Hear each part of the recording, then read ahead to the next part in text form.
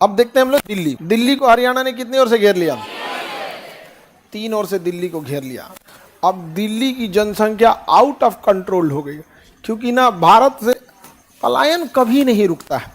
गांव का आदमी पैसा कमा के जिला में भाग जाता है। देखिए ना, गांव में किसी का पैसा कमाएगा ना, सबसे पहले चौराहा पे घर बनवाएगा। तनी मनी का पैसा कमाएगा ना, तनी मनी, तो सबसे पहले गांव के चौराहा पे घर बनवा लेगा। तनी से ज्यादा कमा लिया तो जिला में चल जाएगा। जिला वाला पैसा कमाएगा तो राजधानी में चलाएगा, पटना चलाएगा। कहां चलाएगा? अब पटना वाला ज्यादा पैसा कमा लिया तो या तो मुंबई भागेगा तो दिल्ली भागेगा। दिल्ली मुंबई में क्या है? रोजगार का साधन है। कोई चला गया फट से आईटी कंपनी में चल जाएगा। कहां चल जाएगा? IT company. कहीं ना कहीं रोजगार मिल जाएगा यहाँ पे। बाकी छोटे शहरों में रोजगार नहीं मिलता। अच्छा, वो लोग कारपोरेट सेक्टर के हैं लोग। कारपोरेट माइंडसेट क्या होता है कि वर्क डिसाइड कर दो। कारपोरेट क्या सोचता है कि मतलब हम, कारपोरेट थिंकिंग अलग होती है कि अगर हम 50,000 रुपया कहीं इन्वेस्ट कर रहे हैं और 50,000 से हमके 2 लाख आ जा रहा है तो 50,000 को नहीं देखेगा, बढ़िया यार 50,000 लगा, 2 लाख आ गया। और जो हम लोग का माइंडसेट है वो 2 लाख में नहीं देखेंगे, 50,000 चल गई लो, बताओ हो। तो आपको ब्रॉड बनना पड़ेगा, वरना बड़ी बड़ी कंपनी जितना पैसा खर्च करती हैं, हम लोग की तरह सोचने लगे सब, तब तो हो गया काम उन लोग का। तो सारे लोग दिल्ली भागने लगे। दिल्ली की जनसंख्या बढ़ गई यहाँ पे। अब दिल्ली कंट्रोल करने लायक था नहीं। अब वही पुरानी दिल्ली रेलवे स्टेशन का नाम है दिल्ली जंक्शन। अगर आपके रेलवे स्टेशन ट्रेन के टिकट पे लिख दिया दिल्ली जंक्शन, समझिए आपको कहाँ फेंकने वाला है? पुरानी दिल्ली। और लिखा है नई दिल्ली तो नई दिल्ली ले आएगा। और लिखेगा आनंद विहार तो पहले ही छोड़ देगा। गाजियाबाद से 3 से हिला के कहाँ छोड़ देगा? आनंद विहार पे छोड़ देगा यहाँ पे। तो मेनली दिल्ली में 3 बड़े स्टेशन, नई दिल्ली, दिल्ली जंक्शन, आनंद विहार। दिल्ली जंक्शन को ही क्या कहते हैं? पुरानी दिल्ली। बिहार से ज्यादातर ट्रेनें तो आनंद विहार में छोड़ देता है। तो दिल्ली पूरा बड़ा हो गया है यहाँ पे। अब दिल्ली में लाल किला था, जमा मस्जिद है। जमा मस्जिद के नीचे देखेंगे ना, यहाँ जमा मस्जिद है, नीचे मीना बाजार, और तंदूर देखेंगे तो चोर बाजार। और पूरा एरिया चांदनी चौक। लाल किला, जमा मस्जिद, बीच में एरिया चांदनी चौक। कौन सा हो गया? चांदनी चौक। मीना बाजार, चोर बाजार। समझ में आ गया कि नहीं आ गया? और लाल किला जहां खत्म होगा वहां पे आपको मिल जाएगा रेलवे स्टेशन। ट्रेन निकलेगी तो लाल किला से शॉर्ट के निकलती है यहाँ पे। अच्छा, खखोर लेंगे इसे, लाल किला। तो दिल्ली की जनसंख्या तो भर गई भैया, पूरी अथाह भर गई दिल्ली की जनसंख्या। इसलिए दिल्ली को बड़ा करने के लिए बनाया गया एनसीआर। क्या बनाया गया है? नेशनल कैपिटल रीजन, राष्ट्रीय राजधानी क्षेत्र। तो दिल्ली के अगल बगल का एरिया क्या कहलाता है? एनसीआर। तो एनसीआर में हरियाणा का सबसे ज्यादा एरिया आएगा, राजस्थान का कुछ एरिया आएगा, यूपी का कुछ एरिया आएगा। अब बताइए, दिल्ली के इन लोग एनसीआर वाले को तो फायदा हो गया। अब जो यहां रह रहा है वो यूपी में भी है, एनसीआर में भी है।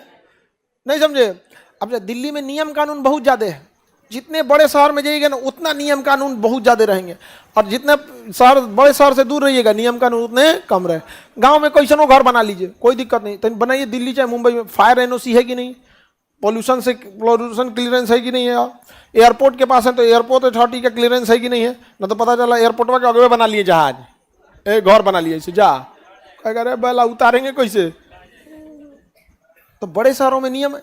तो बताइए दिल्ली के आसपास का एरिया क्या कहलाया? क्या कहलाया? एनसीआर। बताइए पुराना किला कहाँ पे है? दिल्ली। लाल किला दिल्ली, जमा मस्जिद दिल्ली। राजधानी सबसे सुटेबल अगर कहीं हुई है भारत की तो दिल्ली ही हुई है। दिल्ली का पुराना नाम इंद्रप्रस्थ। दिल्ली का पुराना नाम इंद्रप्रस्थ। दिल्ली 3 ओर से किससे घिरा है? एक ओर से यूपी से। यहां से एक नदी निकलती है, यमुना नदी। तो बताइए यूपी और हरियाणा का बॉर्डर बनाएगी दिल्ली किस नदी के किनारे? यमुना नदी के किनारे। बहुत प्रदूषण हो गया था यमुना नदी में, जरूरत से ज्यादा यमुना नदी में क्या हो गया था? प्रदूषण। बाढ़ आ गया और कुल प्रदूषण लेके चल गया। अभी गंगा का पानी ठीक, यमुना का पानी ठीक हो गया। अभी कुछ दिन पहले दिल्ली में क्या आ गया था? बाढ़। जितना प्रदूषण था सब दहवा के लेके चल गया। कौन?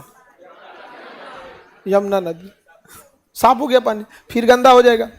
किसी भी नदी को साफ करने के बजाय हमें यह ध्यान देना चाहिए कि गंदा होने से रोक सके। तो हम लोग साफ कर रहे हैं, कटोरा का ना पानी है साफ कर रहे हैं।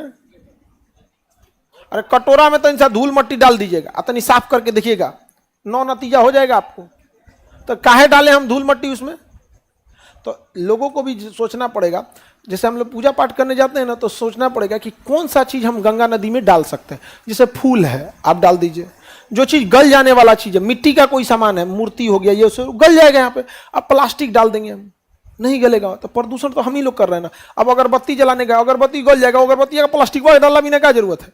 तो लोगों को जागरूक करना पड़ेगा कि जो भी गंगा या उससे पास वाले हैं, जो नहीं डिजॉल्व होने वाली चीज़ है, उसको आप साइड में रखिए। वहाँ पे नगर निगम ले जाएगा उसको अपना समझने के लिए। आगे बढ़ जाए तो बताइए, यमुना गंगा किस, दिल्ली किस नदी किनारे है? बताएंगे एरिया। देखिए ये एरिया हिसार, समझ गया? हिसार। फिजिकल नक्शा में हिसार को देखेंगे तो लिखेगा भिवानी का मैदान।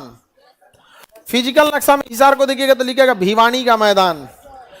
क्या लिखा है? भिवानी का बांगर, बांगर लिखा है, वही मैदान या बांगर। भिवानी का मैदान या भिवानी का बांगर, भिवानी का मैदान या भिवानी का बांगर, मिल गया? तो ये एक मैदानी एरिया है। क्या है? मैदानी। क्या यहाँ पहाड़ है? हरियाणा के बस उत्तरी भाग में पहाड़ है, पंचकुला में हो गया आपका, कालका में हो गया, अंबाला के पास थोड़ा बहुत हो गया, अदरवाइज में बाकी इस एरिया में ही पहाड़ है। नीचे कहीं पे भी पहाड़ नहीं है, नीचे कहीं पे भी पहाड़ नहीं है। समझ में आ गया बाबू? किसी को कोई दिक्कत? बताइए, यूपी और हरियाणा के बॉर्डर पे कौन नदी? दिल्ली। समझ में आया?